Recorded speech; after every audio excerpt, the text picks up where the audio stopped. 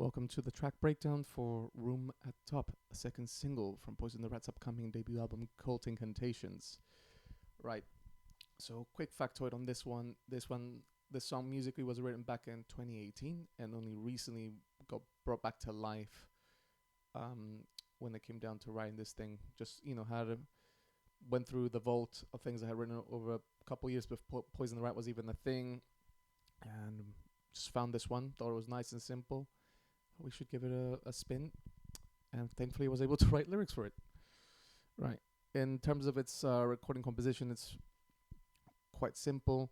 We've got drums, bass, rhythm guitars, leads. Then we have two batches of vocals.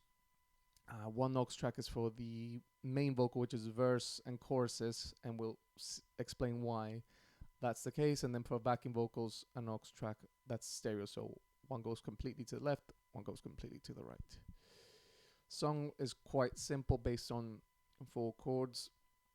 Just play slightly differently or at different lengths at different times. So let's have a quick listen.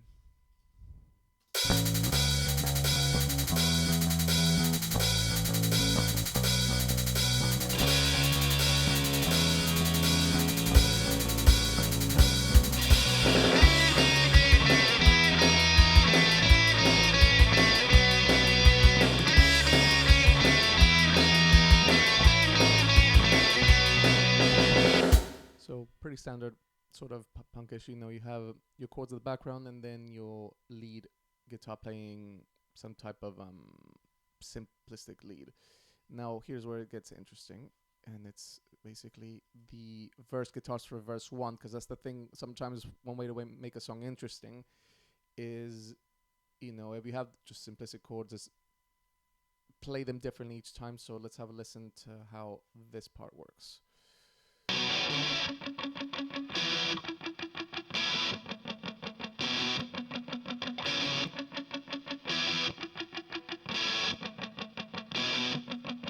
So on the right hand, we have playing single notes at about an octave higher compared to the normal chord structure.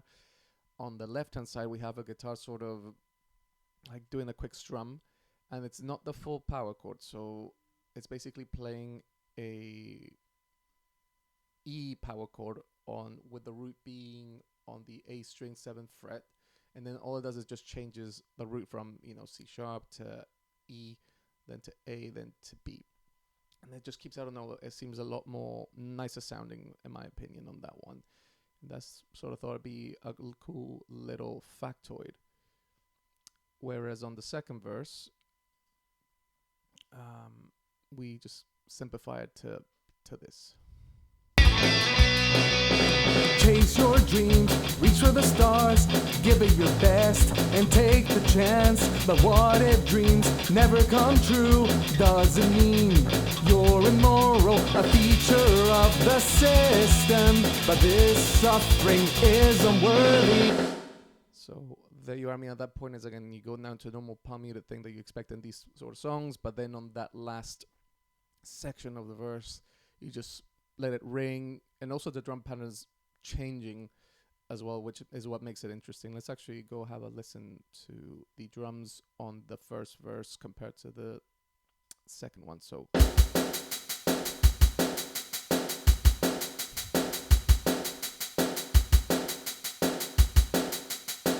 maybe up the bass and down.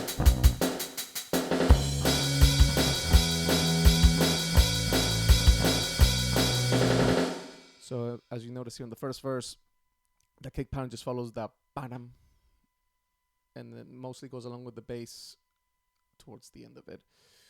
Whereas over here, we have something slightly different. I'm going to keep the bass on this time around.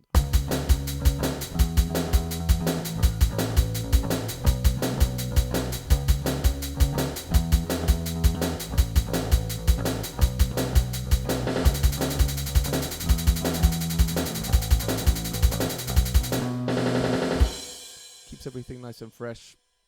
Always very, very cool. And yeah, let's go quickly into maybe the guitar solo bit. Oh yeah, one quick thing. On the original demo, the bass on the bridge just played the same thing about 4 different times, but I sort of thought to make it a bit more interesting, it would change. So this is what would play all the way through, and then it goes straight into the quote-unquote bass solo.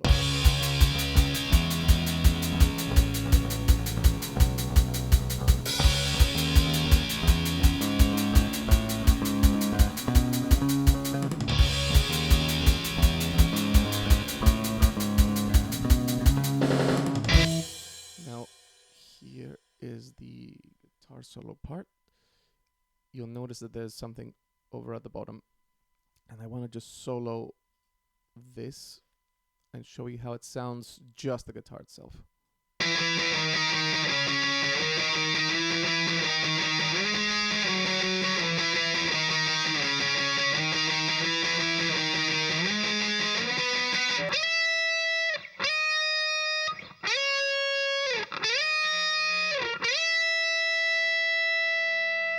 So that's just by itself, nice and simple, but quite frankly a little bit boring.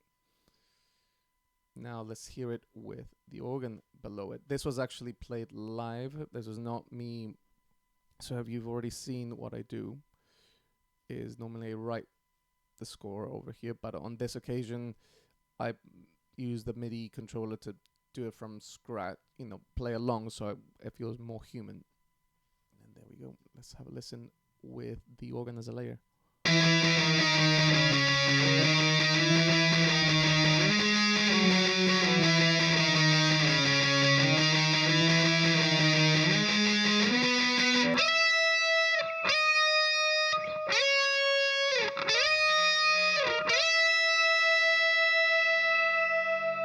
Now let's hear it all together.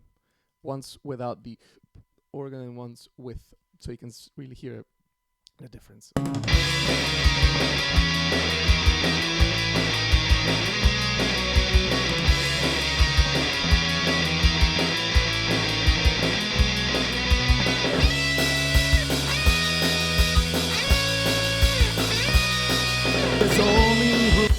Pretty empty. Now let's put it with the organ.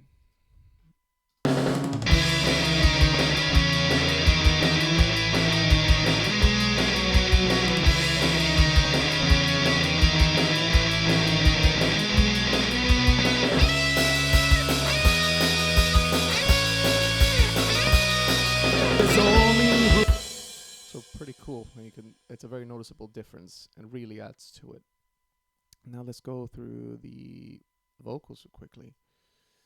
Oh yeah, the one thing I wanted to explain quickly, why there are basically 2 vocals. If we zoom a little bit closer, you can see that as that's not the right place. A verse finishes, a chorus starts, and the 2 close together, it would have been a bit difficult for the performance to sound very coherent had I done everything in one single track. So just have a listen, including with the backing vocals. Oh, where is it? Oh, missed the aux part. Ring is unworthy. There's only room for one at the top, for the one and only number 1. What about the rest of us? From second to last, what about us? There we go. So it's interesting because it flows, and you hear the recording, it sounds like it's just one sole track for the lead part, but it really isn't. It would have been too difficult. I tried it. It was not. It was just not the same impact. And yeah, that's basically all the little cool things I've done with the song. Again, very simple. Did a few things to make it a little bit more interesting, like the differences in the verses, how it's played, adding the organ for the guitar solo, and then doing 2 different tracks for the main vocals, which is one for verses, one for choruses. Hope you enjoyed this, and hopefully if you record and do things yourself, you found something useful. See you next time.